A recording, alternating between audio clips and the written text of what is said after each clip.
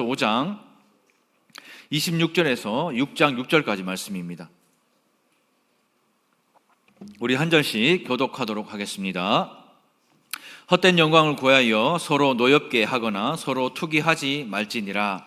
형제들아, 사람이 만일 무슨 범죄한 일이 드러나거든 신령한 너희는 용려한 심령으로 그러한 자를 바로잡고 너 자신을 살펴보아 너도 시험을 받을까 두려워하라. 너희가 짐을 서로 지라. 그리하여 그리스도의 법을 성취하라. 만일 누가 아무것도 되지 못하고 된 줄로 생각하면 스스로 속입니다. 각각 자기의 일을 살피라. 그리하면 자랑할 것이 자기에게는 있어도 남에게는 있지 아니하리니. 각각 자기의 짐을 질 것이라. 함께요. 가르침을 받는 자는 말씀을 가르치는 자와 모든 좋은 것을 함께 하라. 아멘. 지난주에 말씀 기억하십니까? 지난주에 말씀 제목 뭐죠? 예, 짧으니까 그건 좀 아시네요. 그래도 삶으로 증명하라입니다. 망각의 은사가 있어야 우리도 목회를 잘할 수 있습니다, 여러분들. 하지만 그 은혜를 경험하고 기억하는 여러분들 되기를 소망합니다. 성령을 따라 산다는 것은요, 우리의 삶으로 우리의 믿음을 증명하는 것이다라고 지난주 우리가 함께 말씀을 나누었습니다. 육체를 따라 사는 것은 우리가 믿는다고 하지만 삶에서 그 믿음의 증거가 나타나지 않는 삶이지만, 성령으로 산다는 것은 우리의 삶으로 내가 믿는 이 믿음, 예수 그리스도를 증명해 내는 것이 바로 성령을 따라 사는 것입니다. 그렇다면 이런 삶은 구체적으로 어떤 모습일까요? 성도답게 사는 게 뭘까요? 그리스도인답게 산다는 것, 도대체 어떤 모습일까요? 성령을 따라 산다는 것은 바른 믿음으로 바른 신앙생활을 하는 것이 바로 성령을 따라 사는 것입니다. 우리가 육체를 따라 살면 온갖 어그러지고 슬프고 아프고 고통스러운 일들이 생기는 반면에, 우리가 성령을 따라 살면 성령의 풍성한 열매를 맺게 되는데, 이것이 바로 성령을 따라 살 때 주시는 하나님의 축복이라고 함께 말씀을 나누었습니다. 그래서 성령을 따라 사는 사람들에게는 붙는 수식어가 있어요. 뭔지 아십니까? 와, 저 사람은 성령을 따라 사는 사람이다 라고 말할 때 저 사람을 부를 때 수식어가 있어요. 어떤 말인 줄 아세요? 신령하게 산다. 신령하다. 아, 저 사람 신령하다. 신령하다라는 말 들어보신 분? 그 옛날에 그 배경희 목사님이 거창 집회할 때 눈먼 자가 눈을 뜨고 병든 자가 병이 낫고 휠체어 앉은 사람이 일어나요. 그래서 많은 사람들이 배경희 목사님한테 뭐라 그랬죠? 신령하다 그랬어요. 성경에 보면 신령과 진정으로 예배한다 있죠. 구역에 보면. 지금 우리는 뭐죠? 영과 진리로 예배한다. 자, 신령하다 말을 못 들어보면 그 문제가 있는 거예요. 그럼 지금까지 영과 진리로 예배드리지 않았다는 말이잖아요. 그리고 왜냐하면 여러분들이 지금 그 신령이라는 말이 뭔지를 몰라서 그래요. 우리가 생각하는 신령이라는 것은 일단 산신령, 산에 있는 신령, 막 이렇게 수염 딱 기르고 막 와가지고 도인의 풍채를 풍기고, 저도 와가 막 풍채가 이만하고 수염이 이만하게 길러가지고 막 양복 말고 한복 입고 오면 뭔가 좀 신비해 보이죠. 뭔가 신령해 보이잖아요. 또 어떤 사람을 두고 우리가 신령하다 그래요. 뭔가 범접할 수 없는 사람. 요즘 유튜브 보면 박혁이라는 젊은 그 전도자가 전 세계 돌아다니면서 하고 막 여자 하고 막 이래야 저 사람 신령한 사람이다. 기도원 가서 한 40일 금식하고 나와가 으악 하고 해야 저 사람 신령한 사람이다. 우리가 이렇게 생각하는 거예요. 신앙의 결과를 두고, 신앙의 과정이 아니라 그 결과만 보면 그 사람은 신령하다 신령하지 않다 이렇게 판단을 하는 것입니다. 그러니 우리 신앙의 결과를 보면 우리가 신령하다는 말 들을 수 있겠습니까? 들을 수 있겠어요? 그러니까 우리가 이 신령하다는 말을 뭔지를 몰라요. 그러니 신령한 것과 우리의 믿음과 우리의 삶이 거리가 너무 멀다라는 거예요. 그리고 이 신령한 삶이라고 하면 우리는 대부분 어떤 것을 말하냐면 개인이 경험했던 어떤 특별한 체험, 신비한 체험이나 은사 체험, 그 체험을 생각하는 분들이 많아요. 그래서 그런 체험을 해야 신령한 체험이고 신령한 사람이다라고 이렇게 말합니다. 하나님의 음성을 들어야 되고, 죽지도 않았는데 천국 경험해야 되고, 바울이 3층 천을 경험한 것처럼 나도 몇 층 천 다녀와야 신령한 사람이라고 생각하고, 그게 신령한 삶이라고 생각을 하는 겁니다. 그래서 많은 사람들이 이상한 사이비 같은 집단에 가서 앞에서 마이크 들고 미십니까 하고 막 랄랄랄라 하면요, 거기에 막 이마 막 밀리면 막 픽픽 쓰러지는 그런 체험들을 해야, 또 그런 체험을 하게 해야 신령하다 이렇게 생각을 하는 겁니다. 그런데 성경에서 말하는 신령하다는 것은 이런 개인적인 은사 체험이나 신비 체험으로 확인되는 것이 아니에요. 그리스도인의 신령한 삶은 이웃과의 관계를 어떻게 맺는가에 의해서 판별되는 것입니다. 우리가 사랑하는 이웃과 성도 간의 관계가 어떠한지를 보면 내가 신령한 사람인가 그렇지 않은 사람인가를 판별하고 알 수 있다라는 말이. 성령을 따라 사는 성도의 표시는 이런 신비로운 체험을 하며 신앙생활을 하는가 그렇지 않은가 그게 아니라 내가 어떤 사람과 내가 이 사람과 내가 우리 가족과 내가 우리 이웃과 우리 성도들과 어떤 관계를 맺으며 살고 있는지를 보면 틀림이 없어요. 우리가 앞장에서 육체의 일을 따라 살 때에 15가지의 결과물이 나온다 말씀을 드렸고 그 중에 절반 이상 8가지가 어그러진 그 관계와 관련되어 있다라고 말씀을 드렸습니다. 그리고 반대로 성령을 따라 살면 그 관계가 회복된다라고 말씀드렸어요. 성령의 9가지 열매를 크게 세 부류로 나누면 하나님과의 관계, 이웃과의 관계, 자기 자신과의 관계가 회복된다라고 말씀드렸습니다. 그러니 우리가 신령하다, 성령을 따라 산다라는 말은 뭐 어떤 은사 체험을 하고 대단한 무엇을 경험하는 것이 아니라 내가 사랑하는 사람들, 내가 사는 이 땅의 그 사람들, 그 이웃과 우리 성도들과의 그 관계를 보면 틀림이 없는 거예요. 자, 그러면 그 관계를 보면 여러분들 신령하십니까? 어떻게 대답을 못하지? 구선학원 선생님 신령하십니까?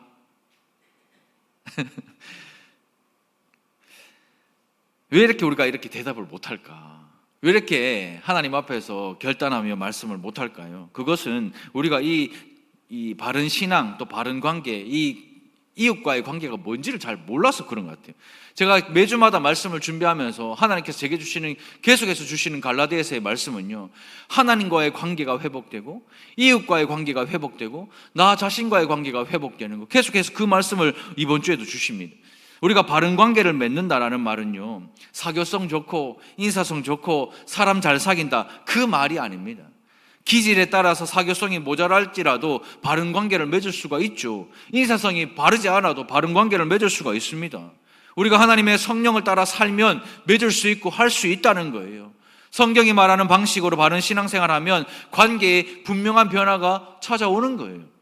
하나님과 이웃과 관계를 바르게 맺을 수 있습니다. 그런 관계 회복이야말로 성령을 따라 살아가는 삶의 가장 중요한 핵심이라고 말할 수 있어요. 이것이 신령한 성도에게 발견되는 신앙생활의 모습인 거예요. 우리가 하나님을 믿고 신앙생활을 한다면 우리의 삶의 모습에서, 우리의 신앙생활에서 이 신령함이 보여야 되는 것입니다. 그렇다면 여러분들은 하나님과의 관계가 어떻습니까? 이웃과의 관계가 어떻고 자신과의 관계는 또 어떻습니까? 사랑과 희락과 화평과 오래 참음과 자비와 양성과 충성과 온유와 절제, 그 열매를 이웃과의 관계에서 맺고 계십니까? 가장 가까운 남편과의 관계를 맺고 계세요? 가장 사랑하는 아내와 이 관계를 맺고 계세요? 가장 사랑하는 이 교회의 성도들과 여러분들이 관계를 맺고 계십니까? 아니면 여러분들 주변에 있는 이웃집 아줌마들하고 아저씨들하고 이 관계를 맺고 계십니까? 우리가 이런 관계를 맺고 있지 않고 우리의 모습에서 이런 신령한 모습이 보이지 않으니까 전도는커녕 예수 믿으라 말 한마디 못하는, 예수 믿으라고 말하면 아이고 아줌마 예수 믿어요, 아이고야 예 뭐 혼자 잘 믿으세요. 어디 가서 예수 믿으라 말을 못해요. 그래서 왜 말 못하냐 말하면 다른 데다가 원인을 제공하죠. 요즘 시대에 교회가 어떻고 저떻고 목사들이 어떻고 저떻고. 아니요, 내가 하나님과의 관계가 회복되지 않은 거예요. 내가 이웃과의 관계가 회복되지 않은 것이고 나 자신과의 관계가 회복되지 않았기 때문에 예수 그리스도를 말하지 못하는 거예요. 그것입니다. 창조주 하나님을 우리가 믿는다고 하면서도 나의 죄를 대신에 십자가에 못 박혀 죽으시고 우리의 모든 죄를 사해 주신 예수님을 믿는다고 하면서도 내 안에 계신 성령 하나님을 믿으며 산다고 말하면서도 우리는 하나님을 하나님으로 믿지 못할 때도 너무 많고, 식당 가보면요 예수 믿는 사람이 더해요. 얼마나 무례한지. 사람과의 관계에서도 얼마나 무례한지 몰라요. 제가 한번 일전에 설교 때 말씀드린 적이 있죠. 부산에 사역 갈 때 권사회 총회한다고 제가 설교하고 뜨겁게 기도하고 식당에 수십 명이 갔어요. 저는 가기 싫었거든요. 따로 밥 먹고 싶었는데 대접한다고 갔는데 와 정말 낯 부끄러워가지고 그 자리에 오래 있지를 못하고 저는 빨리 밥 먹고 빠져버렸어요. 기도하자 이제 각자 기도하고 드시자 하니까 아이고 뭐 어디에요 목사님 기도해 주셔야지 해가지고 그 룸에서 기도를 막 하고 막 기도는 또 아멘 얼마 뜨겁게 하는지 아멘 아멘 하고 갑자기 끝나니까 아줌마 왜 이렇게 밥이 안 나와 지금 뭐 이래. 그래서 권사님 좀 기다리세요. 이제 사람이 많으니까 나오지 하니까 또 옆에 있는 권사님 물 그 물 갖고 오시면 되잖아요. 아니, 우리가 돈 내고 밥 먹는데 왜 그래야 되냐면서 막 그러는 거예요. 여러분들의 모습은 어때요? 여러분들 식당 가면 어떻습니까? 무례하고 내 안에 계신 성령 하나님을 무시하고 그냥 옛사람으로 본성대로 살 때가 우리가 얼마나 많아요. 예수 그리스도를 주라 고백하고 믿는다면 이제 달라져야죠. 우리가 진짜 신앙생활하면 달라져야죠. 오늘 말씀 이 고민에서부터 시작이 되었습니다. 그렇다면 우리가 어떻게 달라져야 할까? 첫 번째입니다. 같이 한번 읽어보겠습니다. 시작. 서로 금해야 할 것을 금하십시오. 5장 26절입니다. 헛된 영광을 구하여 서로 노엽게 하거나 서로 투기하지 말지니라. 여기서 헛된 영광을 구하여라고 할 때 그 앞에 단어 하나만 추가하면 이 뜻이 분명해지는데 어떤 단어냐? 이것입니다. 앞에 보시고 한번 읽어볼까요? 자기의 헛된 영광이에요. 하나님의 헛된 영광을 구하는 것이 아니라 자기의 헛된 영광을 구하는 거예요. 성령을 따라 살아갈 때 자신을 위한 헛된 영광을 구하지 않습니다. 여기서 헛된 영광이라는 것은 자기 자신의 능력이나 중요성을 과하게 평가하는 것, 그걸 말하는 거예요. 그래서 사람들은 실제 자기 수준보다 많이 인정받고 칭찬받고 싶어 하는 거예요.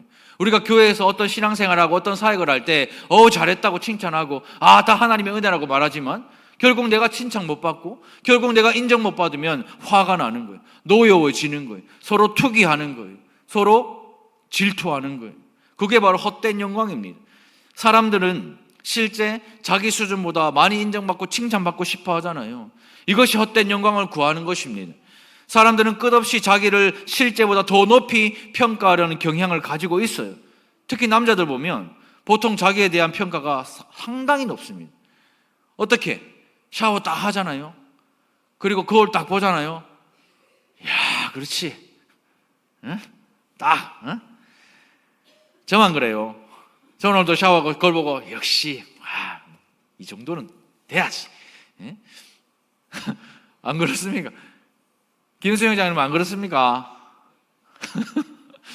예, 고개를 숙이시는데 아마 남자들은 대부분 그래요. 이게 자뻑이라고 해요, 전문용어로. 스스로 다 잘났다고 생각하고 믿어요. 실제보다 훨씬 높아요. 그래서 실제로 남자들 샤워하고 다 그러잖아요. 전신 거울 보면서 역시 이 정도는 돼야지 하면서 막 이러잖아요. 뭐 여자도 뭐 동일합니다. 그래서 제가 살아보니까 아내가 적당히 이거 조절해주지 않으면 상당히 문제가 생기더라고요. 그러나 앞서 말했듯이 사람들은 자신의 능력을 실제와 상관없이 높이 인정받으려고 하는 그 경향이 누구에게나 다 있어요. 그건 본성입니다. 자기의 헛된 영광을 추구하면 필연적으로 두 가지 결과가 따라오는데 첫 번째는 서로 노엽게 만드는 거예요. 노엽게 하거나라는 말의 원어 뜻을 보면 결투를 신청한다라는 말이거든요. 우리가 이 교회에 나와가지고 성령을 따라 살지 않고 내가 실제의 내 능력과 상관없이 높이 인정받으려고 하면 내가 이 사람에게 결투를 신청하는 게 되는 거예요. 문자 그대로 하면 내 자신의 우월성을 믿고 또 이 상대방에게 결투를 신청해서 입증하려는 그 태도는 그 태도. 자기를 상대적으로 높이 평가해서 타인에게 나의 우월성을 입증하려다 보니까 상대방을 노엽게 만드는 거예요. 서로 대화하다 보면 저는 이 모습이 잘 나타난다고 생각합니다. 귀가 잘 안 들리시는 분 말고 대화할 때 보면 아니라는 말을 많이 쓰는 분 있어요.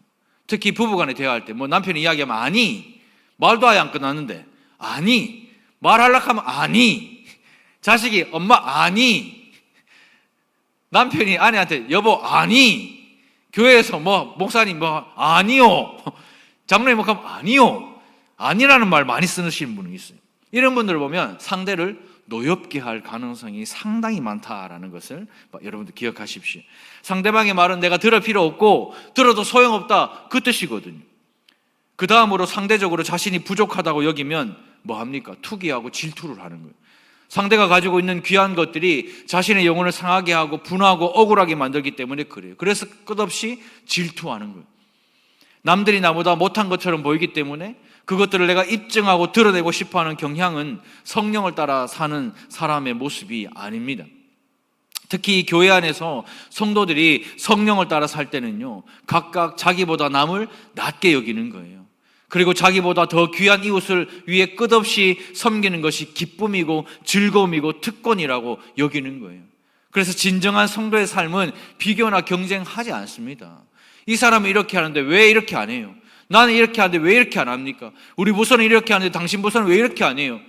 이런 말 하지 않아요. 다른 사람을 나보다 더 낮게 여기면서 섬기고 봉사하고 희생하는 것이 성령을 따라 관계를 맺는 중요한 증거가 되는 거예요. 나는 못 먹어도 이 집사님이 먹으면 감사한 거예요. 나는 못 먹어도 이 성도가 먹으면 기쁜 거예요. 나는 못해도 이 사람이 하면 기뻐하는 거예요. 그게 나보다 남을 낮게 여기는 것입니다. 신앙생활을 하면서요, 가장 비참하고 어리석은 것이 있다면 성도끼리 서로 비교해 가면서 자기 자신이 더 잘 믿는 사람인 것처럼 착각하는 거예요. 헌금 액수 비교하고, 나온 시간 비교하고, 직분 비교하고, 내게 있는 것들 비교해 가면 난 네보다 낫다라고 이야기하는 거, 그게 가장 어리석은 것이고 세상 정신입니다. 육체적인 거예요. 성도는 각각 자기보다 남을 낮게 여기고 그들을 섬기는 것을 기뻐하고 즐거워하는 것이 성도입니다. 교회가 세속화된다고 할 때요, 세속화라는 것이 교회의 외적인 면으로 드러나는 거, 그게 아닙니다. 주일날 뭐 사먹고 뭐 어디 놀러가고 거기에서 나오는 것이 아니라 교회의 내면에 세속적인 세상적인 기준이 들어와 있는가 그렇지 못하는가, 그걸 보는 거예요. 그래서 관계가 세상적인 방법으로 맺어지면 위험한 거예요. 우리 교인들 안에서도요, 이 관계를 세상적으로 맺으면 위험한 거예요. 예전에 제가 사역했던 교회에 다단계 하시는 분들이 많이 있었어요. 교회가 크니까 얼마나 또 많겠습니까?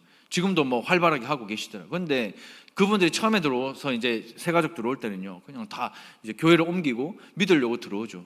그러면서 이제 뭐 관계를 맺고 이제 소그룹에 들어가고 다락방에 들어가서 다락방 모임하면 거기에서 자기도 모르게 자기 업이니까 말을 하게 되는 거예요. 그러니까 이 사람은 입에 소문하고 또 물건이 좋으니까 소문을 타고 막 이제 타기 시작하는 거예요. 그러면서 나중에는 신앙생활 하는 것보다 모임과 만남이 다 이거 파는 거, 거기에 주안점이 되는 거예요. 그래서 문제가 생깁니다. 교회가 그런 거예요.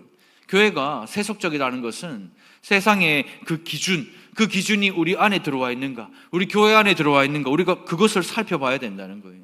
자기의 영광을 구하면 상대방을 노엽게 하고 투기하게 되는 거예요. 나의 헛된 영광을 구하면 내가 이 사람에게 결투를 신청해서 투기하게 되고 노엽게 되는 그 일들이 우리에게 벌어지는 겁니다. 그러므로 자기의 영광을 구하는 악한 것을 이제 금하십시오. 그리고 하나님께 영광을 돌려드리고 그것이 신령한 삶이라는 사실을 믿고 깨닫고 그렇게 살아가는 저와 여러분들 되시기를 주님의 이름으로 축복을 합니다. 두 번째입니다. 같이 한번 읽어볼까요? 시작. 서로 짐을 지십시오. 그렇다면 성령을 따라 사는 성도들이 교회 안에서 힘쓰고 애써야 하는 것이 무엇인가? 2절입니다. 너희가 짐을 서로 지라. 그리하여 그리스도의 법을 성취하라. 성도들은 그리스도 예수 안에서 서로 짐을 져주는 사람이에요. 내 짐을 이 사람에게 맡기는 것이 아니라 서로의 짐을 함께 져주는 것. 피 한 방울 섞이지 않았지만 그리스도 예수 때문에 한 형제가 되었고 한 가족이 되었기 때문입니다. 그래서 다른 사람이 지고 있는 무거운 짐을 볼 때 그냥 그 사람이 지도록 내버려 두지 않는 거예요. 함께 그 짐을 져주는 거예요. 내가 짐을 지다가 보면 너무 힘들잖아요.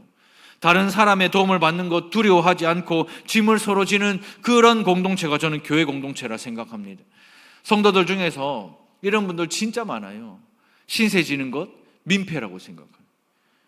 내가 아파가지고 기도 부탁하는 거 그거 민폐라고 생각해요. 아니에요. 그래서 아프다고 말도 못해요. 힘들다고 말도 못하는 거예요. 그런데 또 아픈 시간이 지나가고 힘든 시간이 지나가면 무슨 병이 찾아올까요? 무슨 병이 찾아온지 아세요? 섭섭병이 찾아오는. 참 무서워요 이게. 자기가 말 안 해놓고 모르면 섭섭병 찾아오는. 목사들이 무당이 아니잖아요. 저희가 무당이 아닙니다. 교육자들은. 기도하고 있으면 하나님이 오늘 누가 아프니까 가봐라 안 캐요. 뭐 갈 수도 있겠지만 저한테는 안 캐요. 그래서 얘기를 해줘야 돼요. 구역장님들이 보고를 해줘야 알고 교사들이 보고를 해줘야 알죠. 그런데 보고도 안 해. 그리고 말도 안 해요. 일단 아픈 사람. 왜? 민폐라고. 신세 끼친다고. 그래서 우리가 몰랐어. 그래서 주일 나오셔서 잘 지냈습니까? 네, 지난주에 아팠는데 막 전화도 한 통 안 하고 막. 어떻게 전화를 무당입니까? 그러면. 그래 섭섭병 찾아오고 몇 주 가는 거예요 또. 그런데 가족은요, 결코 그렇게 생각할 수도 없잖아요. 그렇게 할 수도 없잖아요. 우리 교회는 중보기도 하는 분들이 모여있는 카톡방이 있어요. 한 60여 명 되는 분들이 함께 매일의 기도 제목을 나누며 함께 기도하는 카톡방이 있습니다. 또 긴급하게 기도해야 되는 문제들이 있을 때는 즉시로 그 기도 제목을 함께 나누고 기도할 수 있는 사람들은 기도를 합니다. 반드시 응답하실 줄 기대하는 마음으로 서로에게 기대어서 함께 기도를 하는 거예요. 저희 집에 아이들이 엄마에게 밥 달라고 요구하는 거 민폐입니까? 민폐예요? 시세 지는 거예요? 아니잖아요. 아무도 그렇게 생각 안 합니다. 당연한 거예요. 왜요? 가족이니까요. 예수 안에서 한 가족이기 때문에 서로 짐을 져주고 절대로 다른 사람의 약한 것으로 나를 기쁘게 하지 않는 거예요. 저는 이것이 생명이 있는 교회 공동체라 생각합니다. 우리가 진짜 달산교회 성도고 가족이라면 서로의 짐을 져줘야죠. 내가 그 사람을 비난하거나 투기하거나 질투해서는 안 된다는 겁니다. 성도가 이렇게 살면 오늘 본문의 말씀은 그리스도의 법이 이루어진대요. 그리스도의 법이 뭔데요? 예수께서 세상에 오셔서 율법의 모든 요구를 다 이루셨습니다. 그리고 그 율법의 요구를 다 이루신 예수께서 우리에게 그 한 법을 주셨는데 그게 바로 그리스도의 법입니다. 요한복음 13장 34절 35절입니다. 함께 읽습니다. 시작. 새 계명을 너희에게 주노니 서로 사랑하라. 내가 너희를 사랑한 것 같이 너희도 서로 사랑하라. 너희가 서로 사랑하면 이로써 모든 사람이 너희가 내 제자인 줄 알리라. 이것이 바로 그리스도 예수의 법이에요. 사랑하는 것은 서로 종노릇하는 것입니다. 사랑하는 것은 서로의 짐을 함께 지는 것입니다. 우리 주님께서 하늘의 모든 영광 버리고 우리와 똑같은 몸으로 이 땅에 오셨습니다. 그리고 우리의 모든 죄를 대신 지시고 십자가에 달려 돌아가신 것이 사랑으로 종노릇한 것이고 나의 죄의 짐을 져주신 거예요. 그분이 바로 예수 그리스도입니다. 짐은 누가 집니까? 짐은 주인이 집니까? 종이 집니까? 누가 져요? 종이 지죠. 주인은 짐을 지지 않아요.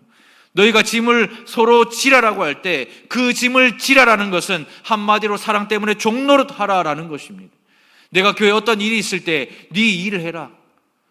그것이 아니라 함께 하는 거예요.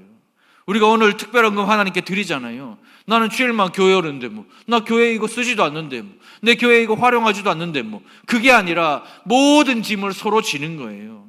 공동체 안에서 약한 자들을 볼 때 그 짐을 함께 나눠지는 거예요. 공동체가 어려움을 겪을 때 함께 그 짐을 나눠지는 거예요. 지금 우리 교회 보수공사하고 있잖아요. 건물이 오래되다 보니까 보수해야 할 부분이 진짜 장난이 아니더라고요. 저도 해보니까요. 손 딱 떼잖아요. 말 그대로 손 대면 다 뭐다? 돈이에요, 돈. 근데 안 할 수가 없어. 우리 안전을 위해, 다음 세대를 위해, 또 예배를 우리가 잘 드리기 위해서 반드시 해야 되는데 이때 우리는 이 짐을 서로 나누어 줘야 되는 거예요. 오늘 우리가 건축 특별헌금 하나님께 드립니다. 물론 지금까지 건축 헌금 작정해서 드리기도 했고 매주일마다 우리가 드리기도 했지만 오늘은요, 우리 모든 성도들이 어린아이부터 작년 실버에 이르기까지 모든 성도들이 함께 이 짐을 나눠주는 은혜가 있기를 축복을 합니다. 액수가 중요한 게 아니에요. 우리가 함께 나누어지는 것이 중요한 겁니다. 우리가 인생을 살다 보면 도저히 스스로 질 수 없는 짐의 무게가 있잖아요.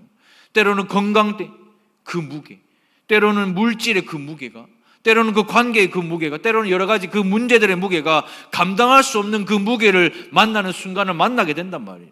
그럴 때 이 연약함을 함께 나누고 함께 짐을 지는 것이 하나님을 사랑하고 이웃을 사랑하는 그리스도의 법이 성취되는 것입니다. 내만 힘들고 내만 어려운 것이 아니라 당신도 힘들고 당신도 어렵기 때문에 함께 그 짐을 지는 거예요. 그래서 함께 울고 함께 웃는 공동체가 주 안에 하나 되는 공동체인 줄로 믿습니다. 그렇다면 우리가 어떻게 짐을 나눠줘야 할까? 구체적으로 첫 번째입니다. 같이 한번 읽어볼까요? 시작. 비판하고 정죄하지 마십시오. 1절입니다. 형제들아, 사람이 만일 무슨 범죄한 일이 드러나거든 신령한 너희는 온유한 심령으로 그러한 자를 바로잡고 너 자신을 살펴보아 너도 시험받을까 두려워하라. 공동체 안에 죄를 지은 사람이 드러날 때 어떻게 그럴 수 있어? 그 반응과 나는 그렇지 않다, 그 반응 하지 말라는 거예요. 어떻게 그럴 수 있냐? 그리고 나는 그렇지 않아, 그렇게 반응하지 말래요. 어떤 사람의 허물이 드러날 때 우리는 이렇게 말합니다. 혼자만 알고 있어라. 혼자만 알고 있어야 돼. 저도 이 경우 많거든요. 혼자만, 여기 진짜 오늘 진짜 여기만이야. 진짜 혼자만 알고 있어야 돼. 근데 이렇게 이야기하는 이유가 뭔지 알아요? 그리고 그 사람이 막 허물을 막 쏟아내요. 근데 그렇게 이야기하는 것은요, 진짜 혼자만 알라고 말하는 것이 아니라 나는 이 사람하고 다르다. 나는 지금 문제 있는 이 사람하고 다르다는 것을 자기 스스로 말하는 거예요. 그 본성 안에, 그 말하는 사람의 본성 안에 어떻게 사람이 그럴 수 있냐, 어떻게 믿는 사람이 그럴 수 있냐라는 반응과 나는 그렇지 않다라는 반응이 거기에 다 포함되어 있는 거예요. 그러나 신령한 성도는 절대로 비난하고 비판하고 정죄하지 않는다고 성경은 말해요. 오늘 1절 읽었잖아요. 신령한 너희는 온유한 심령으로 그러한 자를 바로잡아라. 신령한 너희는, 신령한 달산교회는, 신령한 박정길 목사는, 신령한 장로들은, 신령한 권사들은, 신령한 성도들은 온유한 심령으로 그러한 사람을 바로잡으라. 성경은 그렇게 말하고 있어요. 온유한 심령으로 바로잡아라. 이 온유, 지난주에 우리 한번 살펴봤잖아요. 우리가 앞에서 본 것처럼 성령의 열매 중에 하나입니다. 온유는요, 부드럽고 겸손하지만 강합니다. 죄 때문에 넘어져 있는 그 영혼을 비판하는 것이 아니라 겸손하고 부드럽게, 그러나 분명하게 죄라고 말하고 바로잡으라, 그렇게 말하는 거예요. 우리가 어떤 잘못한 사람이 있으면 우리는 경상도 사람이라 기승전결 다 빼고 주어 다 빼고 막 하고 막 뭘 잘못했나 하고 막 이래. 근데 이때는 서울 감성이 좀 필요합니다, 여러분들. 남편한테 말할 때도 버럭, 아내한테 말할 때도 버럭 해서는 안 되는 거예요. 최승강 목사님 아시겠죠? 그렇게 해서는 안 됩니다, 여러분들. 사랑으로, 온유함으로 감싸주고 사랑해줘야 되는 거예요. 그게 바로 온유입니다. 죄가 가득한 세상에 우리 주님이 오셔서 십자가에서 죄의 대가를 지불하여 짐을 나눠 지시고 우리를 회복케 하셨어요. 그게 복음이잖아요. 우리도 그렇게 해야 되는 거예요. 두 번째입니다. 같이 한번 읽어볼까요? 시작. 가르치는 자와 모든 좋은 것을 함께 해야 합니다. 6절입니다. 가르침을 받는 자는 말씀을 가르치는 자와 모든 좋은 것을 함께 하라. 목사들이 이 구절 가지고 참 많이 써먹어요. 어디 좋은 데 가면 아니 갈라디아서 6장 6절에 가르침을 받는 자와 말씀을 가르치는 자와 모든 거 좋은 거 함께 하라 그랬는데 뭐 좋은 거 드시잖아요. 아니 그러면 함께 하라 했는데 근데 이 말씀이 그 말씀의 뜻이 아닙니다. 성도들이 설교를 하고 성경을 가르치는 일에 전념하는 목회자의 짐을 함께 져주셔야 하는 거예요. 모든 좋은 것을 함께 나누고 짐을 지라는 것입니다.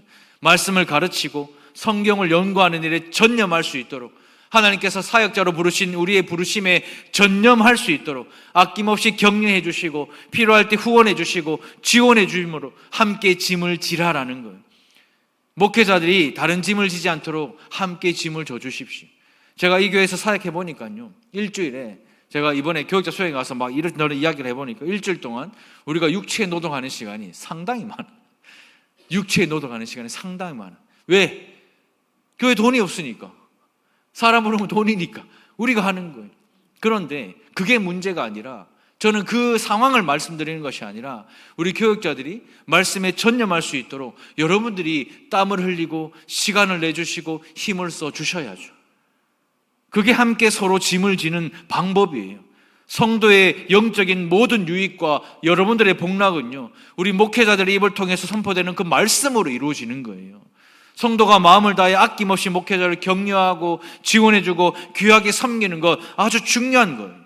목회자가 말씀을 묵상하고 연구하고 가르치고 선포하는 일에 전념할 수 있도록 성도들이 짐을 져 주십시오. 그렇게 하기 위해서 우리 교회에 8개의 위원회가 있고 그 위원회에 장로님들이 계시고 총무집사님들이 계시고 팀장들이 계시는데 맡은 사역 잘 감당하십시오. 그리고 목회자들에게 이렇게 하세요, 저렇게 하세요가 아니라 이렇게 하겠습니다, 저렇게 하겠습니다, 이렇게 말씀하십시오. 그것이 바로 좋은 것을 함께 하는 거예요. 좋은 것 먹을 때 목회자 같이 먹고 좋은 데 갈 때 목회자 같이 가는 것, 물론 그것도 좋아요. 하지만 성경적으로 좋은 것을 함께 하는 것은요, 목회자가 받은 소명대로 말씀 사역에 온 힘을 다 쏟을 수 있도록 이 교회를 세워주시는 것이 좋은 것을 함께하는 것이라 저는 그렇게 믿어요. 여러분들 그렇게 힘써주시기를 주님의 이름으로 부탁드립니다.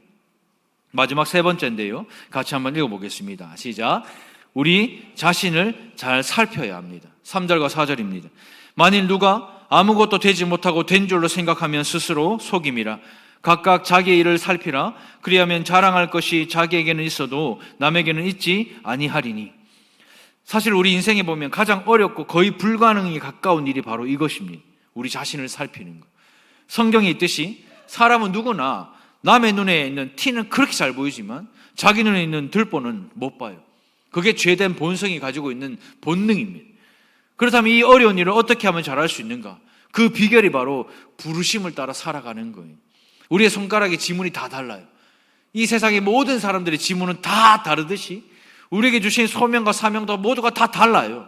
누구에게는 10달란트를 주셨고 누구에게는 5달란트를 맡기셨고 누구에게는 1달란트를 맡기셨습니다. 1달란트 맡긴 사람 보면 딱 1달란트밖에 일을 못해요. 5달란트 맡긴 사람 보면 딱 5달란트밖에 못하고 10달란트 맡긴 사람 보면 딱 10달란트밖에 못합니다. 우리를 가장 잘하는 창조주 하나님께서 우리에게 딱 맞는 분량을 우리에게 다 주신 거예요. 우리가 이것을 믿는다면 우리는 우리 자신을 잘 살필 수 있는 거예요. 비교하지 않게 되는 거예요. 우리 자신을 잘 살피고 나의 나된 것으로 오로지 주님의 은혜임을 깨닫는 것이 서로 짐을 지는 거예요. 우리가 신앙생활을 할 때, 교회 나와서 신앙생활을 할 때에 나는 10달란트고 니는 5달란트고 니는 1달란트고 그거 비교하고 앉았으면 아무것도 안 됩니다. 되는 일이 하나도 없어요. 그냥 죄만 짓는 거예요. 우리 자신을 잘 살피고 나의 나된 것은, 내가 10달란트 받은 것은, 내가 5달란트 받은 것은, 내가 1달란트 받은 것은 온전히 하나님의 은혜다. 그걸 고백하는 것이 자기 자신을 잘 살피는 사람입니다. 그것이 주님의 은혜임을 깨닫는 것이 서로 짐을 지는 방법입니다. 그런 우리 교회와 가정 되시기를 주님의 이름으로 축원합니다. 말씀을 맺겠습니다. 오늘 우리에게 주시는 본문의 말씀에서 가장 중요한 단어, 짐이 아니에요.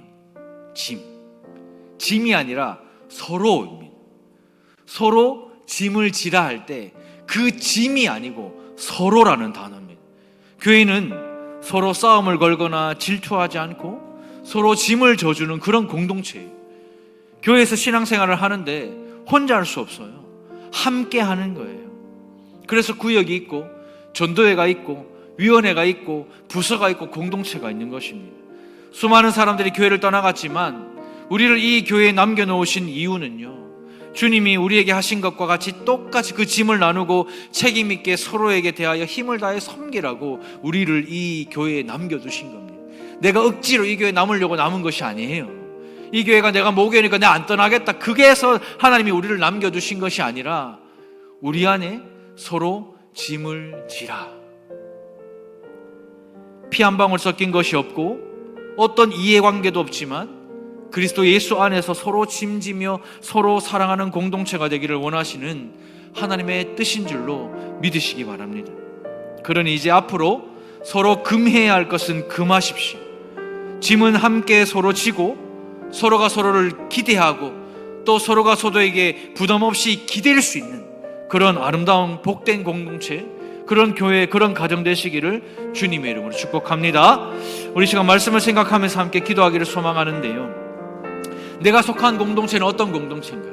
여러분들의 가정 공동체는 어떤 공동체고, 여러분들의 교회 공동체는 어떤 공동체며, 여러분들의 직장과 사회 공동체는 어떤 공동체입니까? 우리에게서 신령한 모습이 보이고 있나요? 그렇지 않다면 이 시간 회개하며 하나님 앞에 기도합니다. 하나님, 예수 그리스도가 내게서 나타나고 드러나는 것이 신령한 모습이에요. 내가 예수를 믿는다고 하지만 나의 말과 언행에서 신령한 그 예수 그리스도가 나타나지 않으면 여전히 우리는 예수를 믿는다고 하지만 증명하지 못하는 삶을 살고 있는 것입니다. 하나님, 이번 한 주간을 살아갈 때에 내게 맡겨주신 공동체 속에서 살아갈 때에 신령한 모습이 드러나게 하시고 금해야 할 것은 금하고 함께 기도하며 나의 어깨를 기댈 수 있는 언덕으로 내어줄 수 있는 그런 넉넉한 예수와 같은 그 마음을 허락해달라고 우리 시간 주여 은혜를 주시옵소서. 우리 한번 부르짖고요 함께 기도하며 나가겠습니다. 주여 은혜를 주시옵소서. 아버지 하나님, 이 시간 주의 은혜 가운데 말씀을 붙잡고 기도합니다. 신령한 너희여 온유함으로 삶을 다스리고 온유함으로 신앙생활을 하라 말씀하셨는데, 우리의 입술과 우리의 행동에서 나타나는 그 악함이 하나님 그 상대방을 하나님 넘어지게 하고 무너지게 하고 하나님 짐을 지게 하는 하나님 그 일들을 해왔음을 고백하며 이 시간 주님 앞에 우리의 모든 것을 다 내어놓고 회개합니다. 수많은 사람들이 다 교회를 떠나갔지만 우리를 이 교회에 남겨놓으신 것은 여전히 역사하시는 주님의 그 함께 있는 그 사랑을 함께 나누는 것임을 믿습니다. 서로 똑같이 짐을 함께 지고 책임있게 서로에 대하여 힘을 다해 섬기는 우리가 되기를 소망합니다. 피 한 방울 섞인 것이 없고 어떠한 이해관계도 없지만 그리스도 예수 안에서 함께 짐을 지며 서로 사랑하는 공동체가 되기를 원하시는 하나님의 그 뜻을 기억하며 하나님 우리가 서로 금해야 할 것은 금하고 함께 서로 짐을 지며 또 서로가 기대하며 또 서로에게 기댈 수 있는 아름답고 복된 공동체가 될 수 있도록 가정 공동체가 될 수 있도록 역사하여 주십시오. 살아계신 하나님의 놀라우신 은혜를 경험하며 그 은혜 안으로 나아가서 내가 그러한 성도, 내가 신령한 성도, 내가 신령한 그리스도인이 될 수 있도록, 내가 신령한 하나님의 사람이 될 수 있도록 하나님 내게 하나님의 놀라운 은혜를 회복시켜 주시고 하나님의 은혜 가운데 온전히 나아가며 서로 짐을 져주는 아름답고 복된 공동체가 될 수 있도록 역사하여 주시고 함께하여 주옵소서. 하나님의 은혜 가운데 거하며 서로가 서로에게 기대하며 기도하는 우리 공동체가 될 수 있도록 하나님 역사하시고 함께하여 주옵소서. 그렇게 인도하여 주실 줄 믿고 감사드리며 예수님의 이름으로 기도드립니다. 사랑하는 주님, 서로 짐을 져주라고 말씀하셨는데 우리가 교회에서 신앙생활 할 때에도 그렇고 가정에서 신앙생활 할 때에도 그렇고 또 직장에서 직장생활 할 때에도 그렇고 세상에서 삶을 살아갈 때도 그렇고 헛된 영광을 구하며 나의 영광을 구할 때마다 질투와 투기가 일어나고 문제가 생겼음을 고백합니다. 하나님, 남편의 짐을 함께 져주고 아내의 짐을 함께 져주고 자녀의 짐을 함께 져주며 교회의 짐을 함께 져주고 내 삶의 주변에 있는 많은 사랑하는 이웃들의 짐을 함께 져줄 때에 우리 안에서 신령한 모습이 보여질 줄로 압니다. 우리 성도들은 신령한 성도들입니다. 우리 달산교회는 신령한 달산교회입니다. 그 신령함은 어떤 체험과 특정한 일들이 아니라 하나님을 사랑하고 이웃을 사랑하는 삶으로 증명되는 것임을 믿습니다. 하나님, 이번 한 주간 살아갈 때에 우리가 작정한 태신자들에게도 신령한 모습을 보이게 하시고 우리의 삶의 영역 속에 있는 수많은 만남 속에서 관계 속에서도 신령한 모습을 보이게 하여 주셔서 아름답고 복된 공동체, 함께 서로가 서로를 기대하며 또 서로가 서로에게 부담 없이 기댈 수 있는 아름다운 교회 공동체, 가정 공동체가 되게 하여 주시옵소서. 그러한 우리의 모든 성도들 될 수 있도록 역사하여 주시옵소서. 모든 말씀 살아계신 예수님의 이름으로 기도드립니다. 아멘.